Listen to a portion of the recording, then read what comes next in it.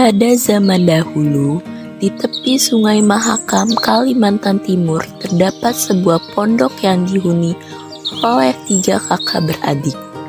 Si sulung bernama Siluk, dia sangat suka bersemedi selama berjam-jam.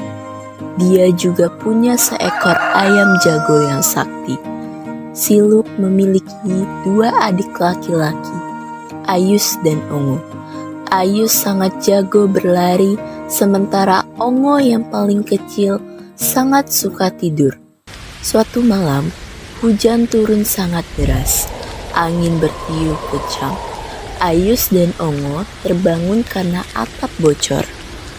Aduh, tikarnya basah. Kak, atapnya bocor.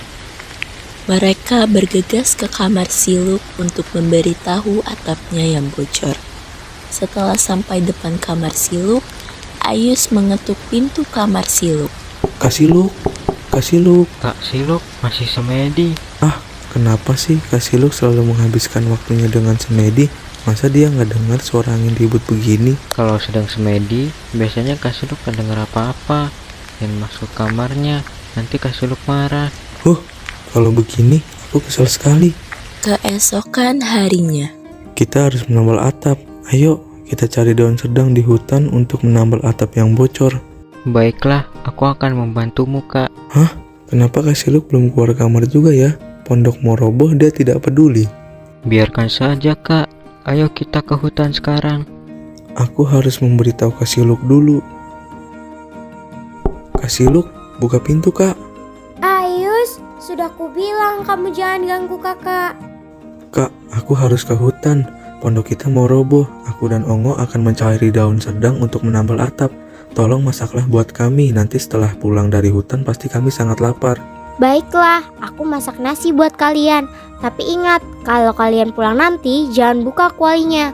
Kamu boleh tambah kayu di tungku, tapi kamu jangan buka kualinya. Hanya kakak yang boleh membukanya. Kamu mengerti kan apa yang kakak bicarakan? Baik Kak. Siluk pun bergegas ke dapur dan melihat tempat penyimpanan beras. Beras sudah habis, hanya ada 2 daun padi. Aku akan memasukkannya di kuali, lalu aku akan memasaknya. Aku akan bersemedi lagi agar daun padi ini bisa jadi nasi. Tidak lama kemudian, Ayus dan Ongo kembali dari hutan dengan membawa potongan kayu dan daun sedang.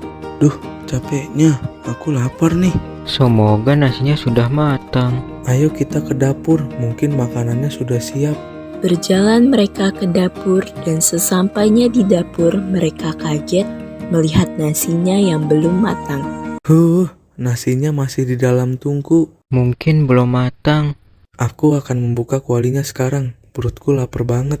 Jangan, Kak. Nanti Kak Siluk marah.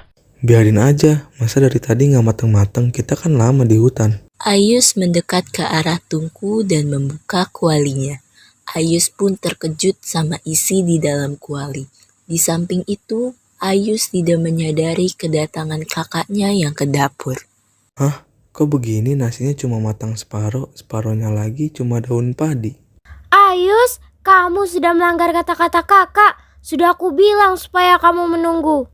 Habis aku lapar Kak.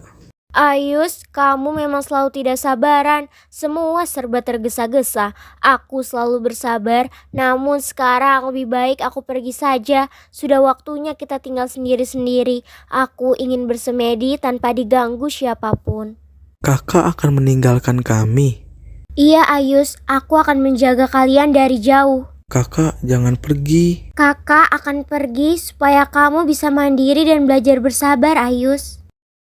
Siluk pun sudah menaiki sampannya dengan membawa ayam jagonya. Ia sudah siap untuk meninggalkan adik-adiknya. Ayus dan Ongo hanya bisa bersedih karena ditinggal kakaknya. Jangan pergi Kak. Selamat tinggal adikku. Aku harus mencegah supaya Kak Siluk tidak pergi. Caranya? Aku harus berlari. Ayus berlari kencang mendahului sampan kakaknya, lalu membuat bendungan dari batu-batu yang terdapat di pinggir sungai. Dia berharap kakaknya berhenti dan bisa membujuknya. Saat sampan Siluk hendak melewati bendungan, Tiba-tiba ayam berkokok dan bendungan itu hancur dengan sendirinya. Ayus pun tidak putus asa. Dia berlari dengan kencang mendahului kakaknya. Akhirnya Ayus sampai di muara. Dia bingung sebab tidak ada batu yang dapat digunakan untuk membuat bendungan. Lalu Ayus melihat lumpur dan pohon nipah di pinggir sungai. Dia meletakkannya di tengah sungai. Tetapi lagi-lagi bendungan yang dibuat Ayus ini hancur seketika setelah ayam Kasiluk berkokok, sehingga membuat anak sungai Kuara Berau dan Kuara Bayu. Jangan pergi kak, aku mohon. Sudah terlambat, kakak harus pergi untuk bersemedi. Tiba-tiba angin kencang datang memutar air sungai dan menjadi pusaran air. Siluk menghilang dalam pusaran air, meninggalkan Ayus seorang diri.